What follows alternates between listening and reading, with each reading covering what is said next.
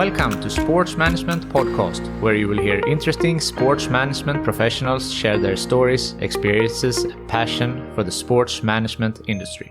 I am your host, Marcus Philipson. Welcome to episode 84 of Sports Management Podcast. Before we start, I just want to ask you all for a very small favor.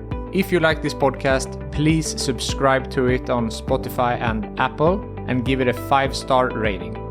It would help me very much in getting it visible to more people out there. Thank you. And as always, we are sponsored by InSport Education, the online business school for sport.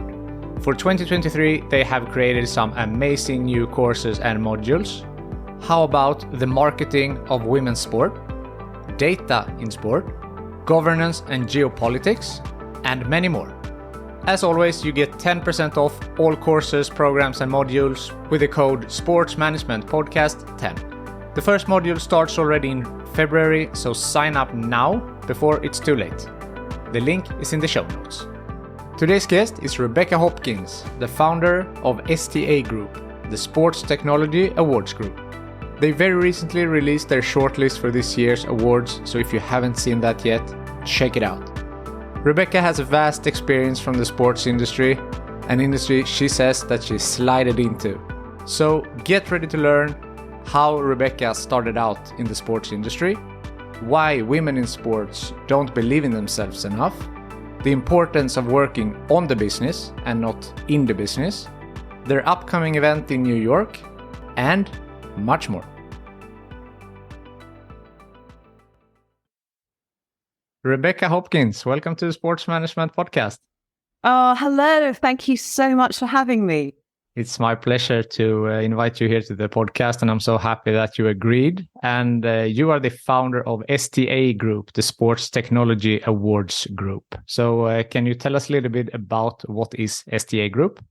Yes, absolutely. Well, we've been a work in progress over the past 10 years. The Sports Technology Awards were our first foray into working in sports tech. Prior to that, we were a PR agency that worked across all aspects of sport.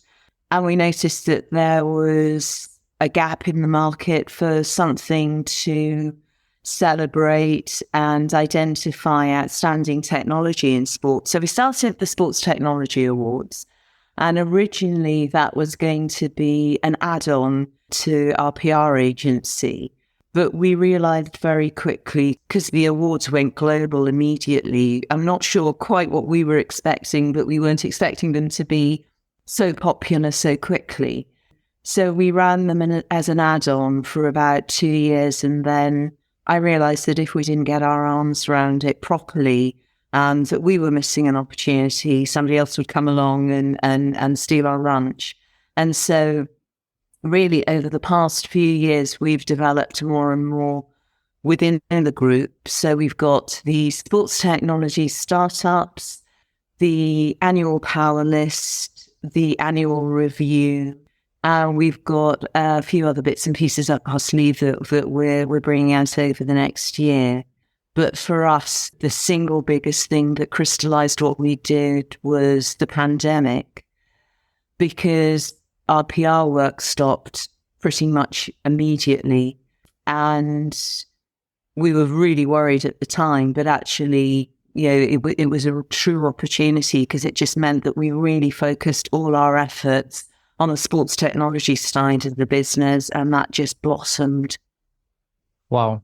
And you mentioned a few there with the startups. You also have the newsletter, the Access Innovation, and a few more. So, because you have a background in communications, you're a communication specialist, and that's why you went into PR. So you say with the COVID played in the pandemic, but was it a natural step also seeing how the industry works to focus more on the technology side? Yes, it really was. I mean, when I've been in the business for more than 20 years now. And when we started, there weren't so many specialist sports PR agencies, and we were a boutique, and we set up as that, and we always intended on being a sports PR boutique. And then after London was awarded the Olympics in 2012, just more and more sports PR agencies came into being. And sport as a sector really matured, particularly in the UK. So it became harder to compete and harder to find your niche. And as I said, we had the sense that sports tech was this single biggest force changing sport, and nobody was doing anything to celebrate it. So we spotted the gap in the market. So that made a lot of sense to us. And I think we probably thought at the time, well, we'll move more and more into doing sports tech PR.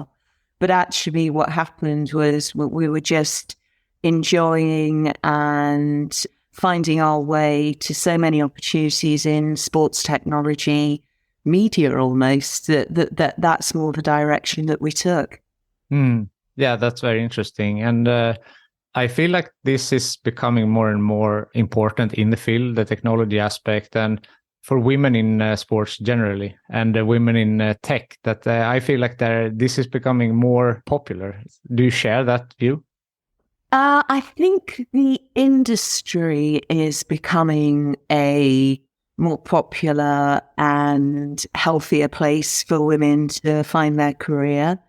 Sport is a lot better for women than it was when I first entered it in 1999. I mean, it was, I would often show up to things and be one of 5 or 6 women in the room. It's got better. It's not perfect. But I mean, I am a bit surprised when people say about sexism in sport, because frankly, I don't think that's true. It's no worse than any other industry when I started, and it's probably better now. It's a lot better now. And it's a really enjoyable sector to work in. I think there's still a long way to go with equality. But it's funny, sport was, having women work in sport 20 odd years ago was quite unusual. Having women work in the sharp end of technology was equally unusual. And it's great to see both things evolve so healthily. But there's still space for more women, and I welcome them. And if I can do anything to help move the needle, I will. On that topic, are you with your company, are you having some type of internship opportunities, or how are you looking to find more young people in the sector? Well, we did. COVID has slightly changed our pattern because the lockdowns in the UK were really hardcore. I've just come back from New York and talking to the guys there about the way they were able to continue working out of an office was really surprising, because we were absolutely locked down here. So we were lucky in that we were in a position to give up the office. And with the team, we had home working, which was really successful. And I'm really grateful to everybody who pulled their weight on that. As we came out of 2 years of lockdown, there was a combination of, we lost some people through the process.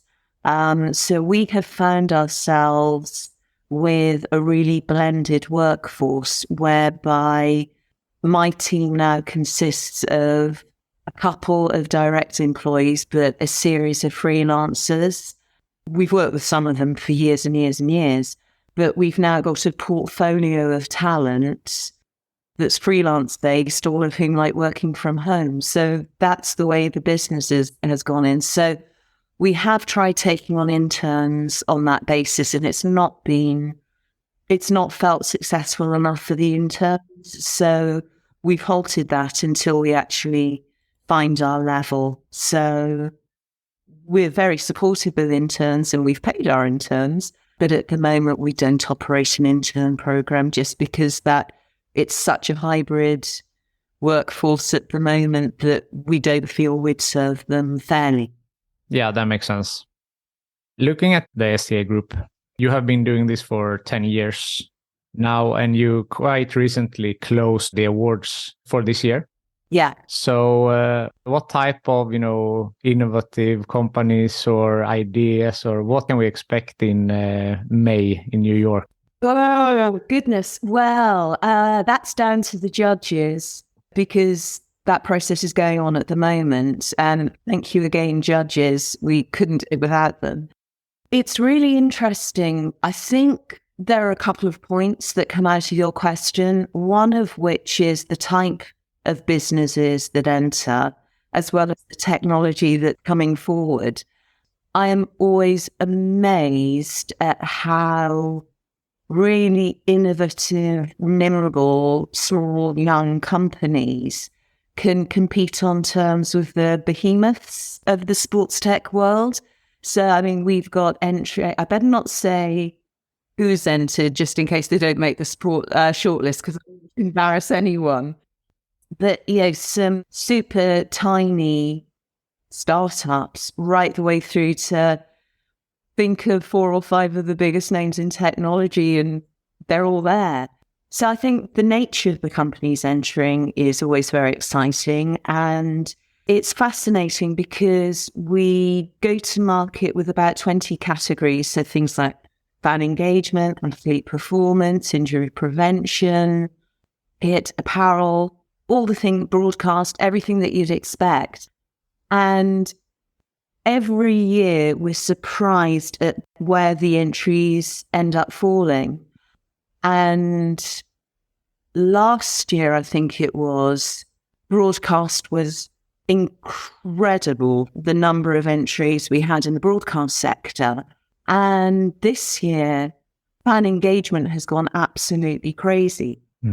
So, I mean, we've got some fantastic entries across the board, but the real bias this year has been in the realms of fan engagement. And some of the super clever things that people are doing to meet the needs of people in stadia, as well as people at home on their sofa or people between tournaments or match days, is fascinating. And unsurprisingly, AI is featured very broadly. It was funny, that only really started being mentioned about 4 years ago. Now you almost expect the majority of entries to have that. And it's just funny to see the way those things come in waves. And I'm always conscious that we're in a really privileged position, because actually that's one of my jobs for this week, is to read through all the entries in great detail. It's amazing. What we see today as part of the awards process really does start filtering through to the wider industry really from about 6 months' time. Yeah, and of course, with fan engagement specifically, I mean, that's a direct result of the pandemic, that you couldn't go to the stadiums in many cases, I guess. And then the team and companies in the tech sector had to figure out, how can we connect with our fans now when they cannot come to the stadiums? Yeah, I think it's partly that. That was super true for broadcast, because suddenly people could, when you used to be at a sports tournament, it really was like the circus has come to town. You'd have outside broadcast trucks. Yeah, there'd be almost like a whole media village happening. And because people have sussed remote productions so well, so much can be done remotely. That was super apparent for the last few years. And I think it's more now, as fans are being able to come back into stadium, there's been all this technology to serve those opportunities that's just been unleashed. So it's really pivotal. It's quite interesting to see the connection between cause and effect. Yeah, definitely. You mentioned the judges. You mentioned that there are different categories, but for those who might not know, can you walk us through, the process from that someone enters into the awards, and from, different categories, how they get picked, how the judging works up until the winners? Yeah, absolutely. We ask a range of judges. We've got somewhere north of 50 judges every year. And the judges we ask to participate, we invite from all walks of life. So we've got tech experts, business experts, athletes, coaches, presenters, people from all different walks of sport, so that we know that we have got somebody who knows that industry inside out. I mean, we even had to ask, fortunately, a friend of mine's a leading equestrian vet, and we had an entry from an equine piece of tech a year or so ago. And we were just like, how on earth do we get this judged properly? Because the claims look great, but does that actually translate properly onto an actual horse? So we've got a pool of people that we can pull on for very specific needs. But the idea is by having over 50 people, most needs are covered. And so once we get the categories in, the first thing we do is we look for any conflicts of interest. So if we have an entry from Brand A and Brand A also has somebody on the judging panel, that doesn't happen. Equally, if we've got somebody on the judging panel and one of their known competitors is in a category, they don't get to judge that either, because that's just not fair. We also got a non-disclosure request and a statement saying that, first of all, they're not going to share any information that they see, that they'll respect the confidentiality of what's being shared in the entry form. And the second thing is there's no conflict of interest. So, because there's every opportunity that they may be on a board or their best friend runs the company or whatever. So we try and filter that out early doors too. And they can't even progress to the judging portal until they've complied with that. So once we get all our entries in, they come in via a secure portal. The judges are given the password to enter the portal, and then they're asked to review a given number of categories. We then get the scores back after a few weeks. And it used to be, for 8 years, I don't think we had a timed entry. It was just super clear who won. And then about 2 years ago, we had 6 tied entries. We had one category where everybody had scored the same, which, given the number of judges reviewing it, was freaky. So we then had to introduce a system where things go back out to judges to be reviewed for ties. And for the first time in our history, last year, we had one category that we had to send back to 6 different judges after it had had the initial judging to say, please pick a winner. And they couldn't. So we actually had BT Sport and ALTC tied for a trophy. And it was just, the only way we could have done it, which wouldn't have been fair, would have been to have flipped a coin. They just scored the same every time. So that's the process. So we get the judges' score back. We see who's scored top. That's the shortlist. And that's what we share early February. We may not know who's won at the point of shortlist because we could be going back and forth to judges saying, please pick a winner. And then we reveal the winners at the ceremony in or around May, which this year, May the 18th, Park Lane, New York. So we're stateside in 23. But then you're going back to New York again in May, where you just came from. Well, hopefully I'm going back to New York. We do a shortlistees party. We did it last year and it was very popular. And so we'll probably do a shortlistees party in London and one in New York. So one more trip to New York first for a party and then out again in May for the ceremony. That's nice. Regarding the judging, what are some criteria that they judge on? Well, it's slightly different for each of the awards. It's not cookie cutter. Anybody who's entered one of our awards will tell you that it requires a fair bit of thought because we don't, we actually ask a lot of in-depth questions. I know with some awards, you can cut and paste from the website or whatever, but we actually ask some very specific things. So we ask people to summarize, what the technology is, what market they're aiming it for, what sports they're applied to. For things like the startups, we ask a bit about the company structure, about the investment rounds they've had, where that money's been spent. We ask people to balance their objectives of what they achieved and how that's evidenced. So we ask a lot, but the idea is that we we really are picking the best. And I have to say, our track record in identifying superstars of the industry at a very, very early stage is very good. We hadn't done the exercise for a couple of years, but the last time we did it, we went through all the brands who'd ever entered our awards and actually tracked their progress. And the number who'd gone on for multi-million pound deals, whether it was buyouts, investment, whatever, was huge. And the number of businesses that had gone out of business was something like 3%. It's a fairly arduous process that entrants go through, but we really do find that the companies that are the exciting ones to watch, who are producing very, very valuable resources for the global sports sector.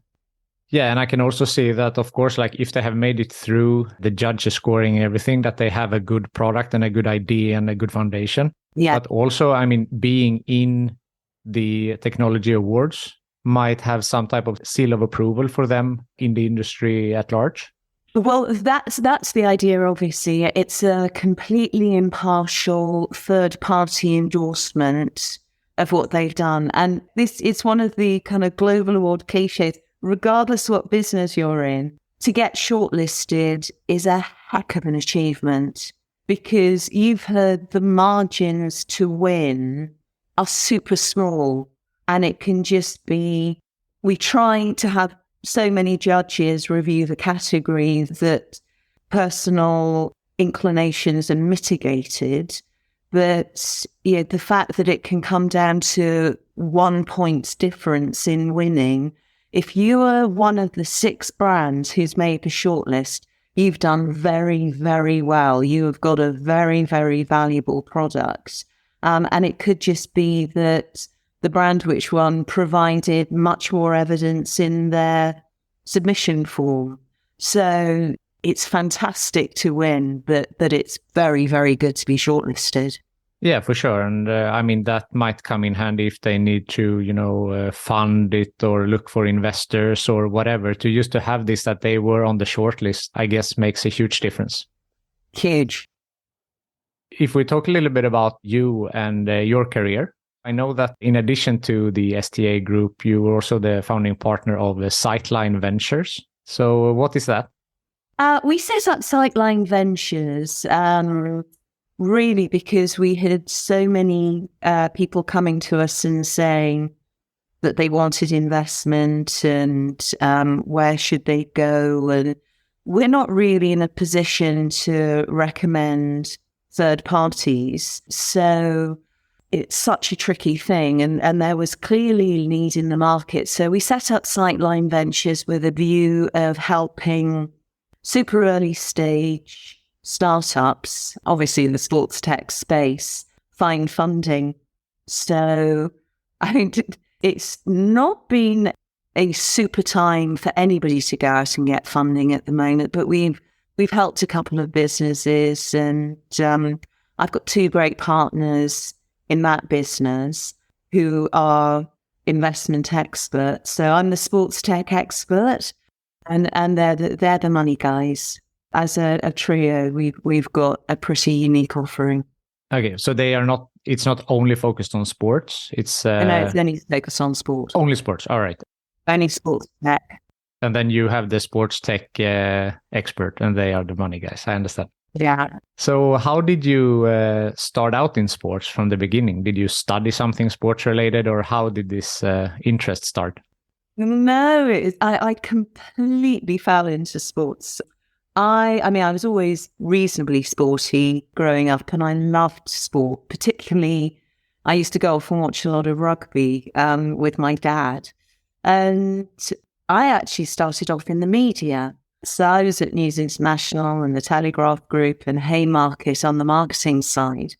And I was quite young and I hit a bit of a glass ceiling because I had an international job and I was flying all over the place and not really enjoying it. And so I thought, I'll go freelance. And when you freelance, getting your first job is always a tough one. So I said, oh, I'll do any way I do anything. And the recruitment consultant said, well, BT needs somebody with your portfolio skills up in Birmingham. And it's like, fine, I'll do it. And I was going up to Birmingham and then disappearing off at the weekends to go to there's a rugby tournament called the Six Nations. So I was going off to that every weekend. And they sidled up to me and said, you seem to know a lot about rugby. I said, well, I like it. And they said, we're sponsoring the Rugby World Cup. Do you want to join that team instead? So, thank you. Yes. So I ended up moving back down to London, and I was supposed to work for that team for about 3 months, and they kept me on for 2 years. And they said, look, we're making redundancies now, but if you set up your own agency, because I was freelancing the whole time, you set up your own agency, we'll keep using you. So that's how I started with BT as a client. So yeah, it was a very happy series of events. Yeah, wow. That's a unique start out in sport, I feel, that you started with BT and then with your agency and not the other way around, more or less. Yeah, I guess. I never thought of it like that, but you're right. So, but I'm very, very grateful to BT and the bosses I had there at the time. They were great.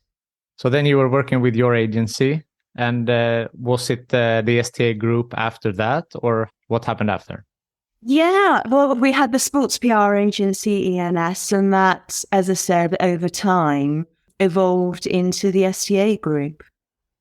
And now we are here 10 years after the 10 years anniversary of STA group, right? Yeah, well, exactly. I don't know where the time went. It was one of those things, because I also launched the Sport Industry Awards, a British initiative. And again, because I'd been working in sport and almost coming into sport from a media background, at that point, everything was about what I call the tracksuits of sport as opposed to the suits. And you had things like Sports Personality of the Year awards and Sportswoman of the Year and so many different awards celebrating the athletes. And there was nothing celebrating the business people. So I started the Sport Industry Awards with the idea of celebrating the work of the business of sport. And that did exactly the same thing. It absolutely took off in year one. And it was the same hunch for the gap in the market with the Sports Technology Awards, in that I thought, technology is the single biggest thing changing sport. Nobody's doing anything to recognize it. So we should. And so that's how we came to launch the Sports Tech Awards. You saw the gap in the market there. Saw the gap in the market, went for it. And as I said, we launched it without really thinking, well, what's it look like? You just thought, right, I know it's a good idea. Let's just go with the gut. And we had, year one, we had entries from Brazil, Australia, New Zealand, and, it's just grown from there. I mean, it's funny, because I'm a Brit and because the head office is in the UK, so many people think it's a British awards, but our single biggest market's North America by a country mile. Yeah, that makes sense. It's a large country and a lot of tech driven also, the States. So. And it's a great point you make, because what I think is quite interesting, in that certainly there's great tech being created in America, but I would say the hubs at which we see innovative tech created is loads in the UK, lots come out of Scandinavia, Switzerland, Israel, of course, and Australia.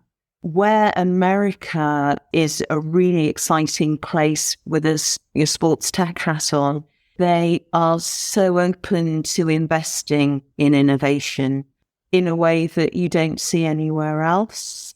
But a lot of the tech that moves the needle doesn't actually come from North America. Some does, obviously, but the overwhelming majority of stuff comes from outside. So in Sweden, there's a lot of startups, and where I am based, and I know that a lot of technology, but a lot have surrounded around music. For example, Spotify. Yeah. But I don't know how many sports tech startups that come here. If there are any that have made it, I don't know that, to be honest. There are a couple. I'd hate to get it wrong, but from memory, there are a couple of very interesting ones. But I won't name names just in case if I'd said Denmark when I meant Sweden, I would be mortified. So I'll keep my cancel on that one if it's okay. Yeah, of course. But I'm happy to hear that there are some great sports tech startups coming also from Sweden. Yeah. Usually Sweden and Switzerland are the one that gets mixed up when you talk about it. Not so much Sweden and Denmark, I think. Right, no, my geography is good enough to divide those. It's a long career. It's 10 years with the STA, and you have worked before in media and PR, have your own agency. But has there been any bumps on the road in your career? Oh, for sure. Yeah. What sort of bumps would you like to know about? Because I'm sure I've got a bump for every scenario. No, just, something in the business that didn't go as planned, and maybe how you overcame that to, continue your career. Yeah, well, I think probably the most recent one is when the pandemic hit. The first 9 months after the UK was locked down. And if you'd asked me about the business at any point, I would have been very, very concerned. And I think one of the things that came out of that is even when we had the PR agency, one of the reasons why I really pushed developing the awards and the sports tech side of things was I said, we have to have our own IP. If you've got a business that's service-led and you don't have your own IP, you're incredibly dependent on the gift of clients and the fees they pay to have a robust business. And of course, as I said, I think all our PR clients within 4 weeks of lockdown happening just phoned up and said, I'm so sorry, we've got our marketing budgets frozen, which I completely understand. And, that's not their fault. But because we have our own IP and we're in a position to develop some things that we owned, we were able to pivot the business and survive commercially going forward. So we let the PR stuff go and it wasn't viable commercially. And we were able to build up the awards and everything with the STA group. So, we could trade. So I think that was a big lesson, always having something. Because again, one thing I do see with some of the startups that come to us is that they have built their product on a whole range of IP that they don't own. And it's like, well, if anything changes with the ownership, with the permissions you have to create your technology built on IP that's not yours, your business, that's a big old point of failure within your business. So I think that's probably been the most recent one. The other one I had when we had ENS was we were in a position where we won a huge amount of business simultaneously. And in order to get it done, I really got involved with working in the business rather than on the business. Oh, this is so painful to recall. But a lot of the contracts came up at a similar period. And because I'd been absolutely in the reeds, working on delivery, I hadn't taken that step back and really thought, what about business development? So that when all these contracts finish, we've got something to go on to. And about a month before all the contracts finished, it was just like, right, we need new business. And there was a bit of a hiatus before we managed to win more contracts. And that was just such a rookie error. But it's not one you made. It's not a mistake you made twice. I'm sure. But reflecting on what you said, I feel like that must be so common about startups that you work in the business and not on your business, as you just said. And I guess that could be fatal if you do that for a long period of time. Yeah, I think so. And I think you've got to keep reminding yourself the reason why you have colleagues is you delegate to them in an appropriate way. And, you've obviously got to be there to support. And I heard a great tip the other day, which I thought was very smart, which if you're a boss of any project, ask the people within it the three most obvious questions about that project. And if they can answer, chances are you can give them the space to keep going. When they can't answer, really get involved.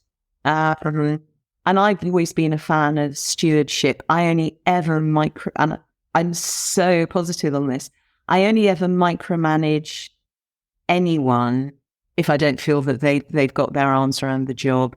Otherwise, I knew what I was like when I was developing in my career.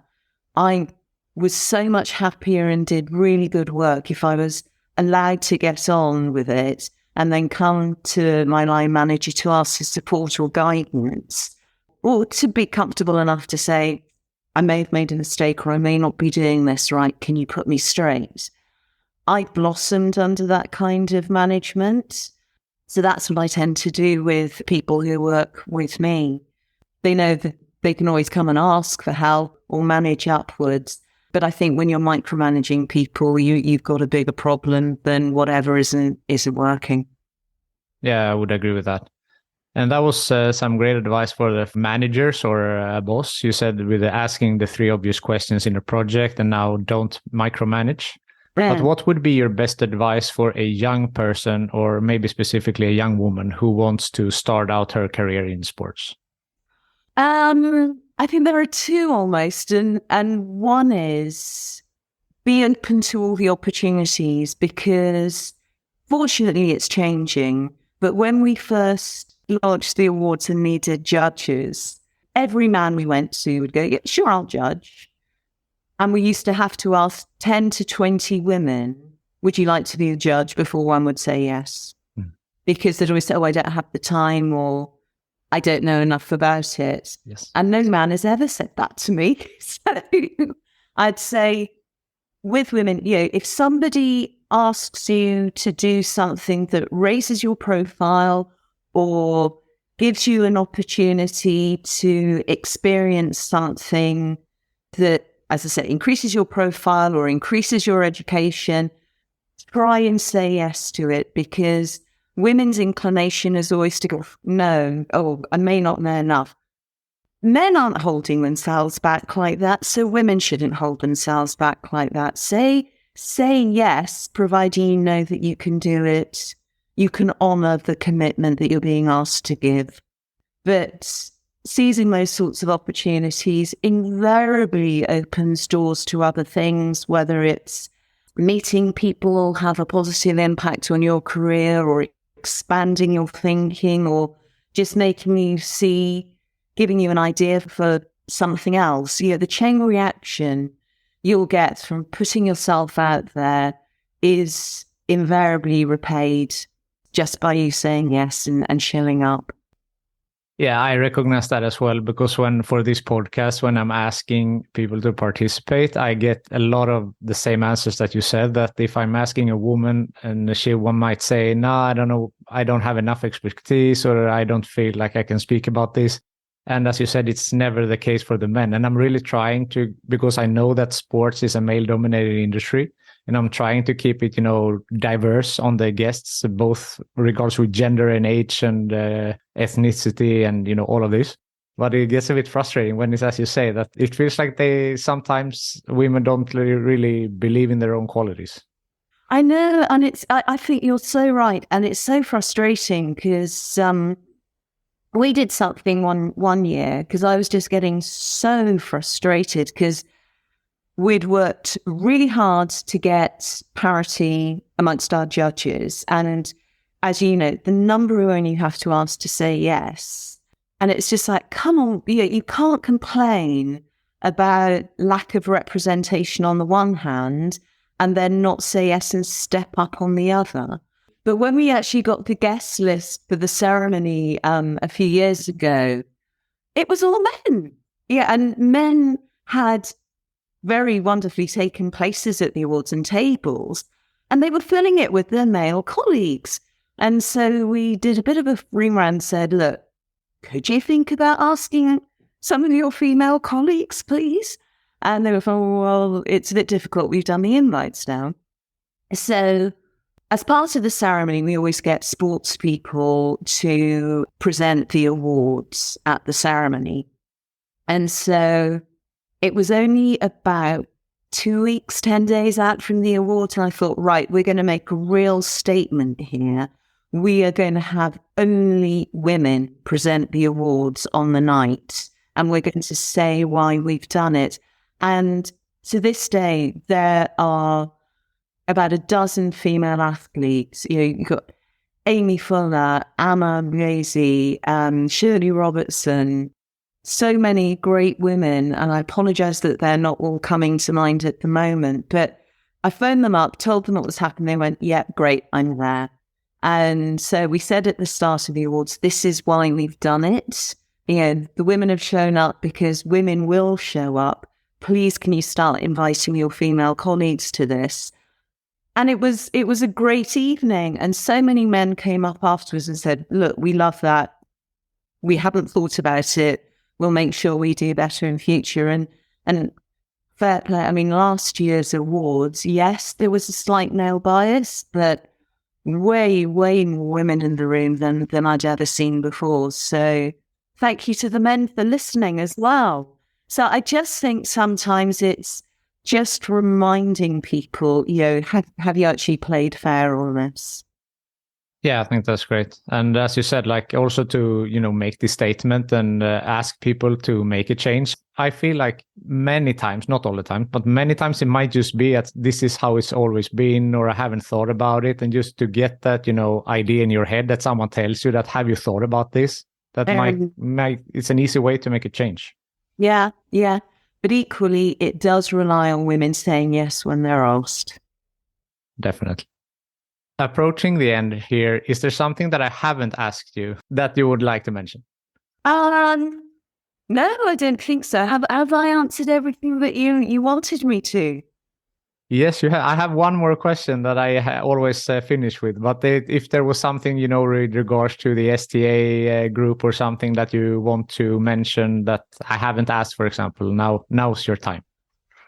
No, I don't think so. I mean, it's just, we're so excited with the way the group's going, and we've got a really big announcement, which I can't put out yet, about a new sponsor that's coming on board for the awards in New York. That's going to be huge. But no, I don't think so. I mean, it's all there on the website, www.sportstechgroup.org. There you go. So that's maybe they can find when the sponsor is revealed, they can find that there as well, I assume. We're going to be shouting about it all over our LinkedIn group, all over our newsletter. I'll probably be outside on the street with a tannoy. That's great to hear. I will look out for that as well. Great, thank you. So the final question that I ask everyone is, if you could choose the next guest on this podcast, who do you think that I should talk to? Oh, there are so many great women out there. Talk to Kristen, who founded Bleacher. Kristen Greer, she's fascinating. She is absolutely in with the reads on technology. The product that they've got is impressive. Yeah, I think she'd be a great next guest for you. Yeah, that would be really cool. Rebecca Hopkins, thank you so much for taking the time to be on the Sports Management Podcast. Marcus, thank you so much for having me. It's been great. Thank you for listening to the Sports Management Podcast. Please hit the subscribe button so you don't miss out on any upcoming episodes. Also, feel free to leave a comment about what you thought about this episode. If you want to get in contact with me, send an email to sportsmpodcast@gmail.com or hit me up on Facebook, Twitter, or Instagram @sportsmpodcast.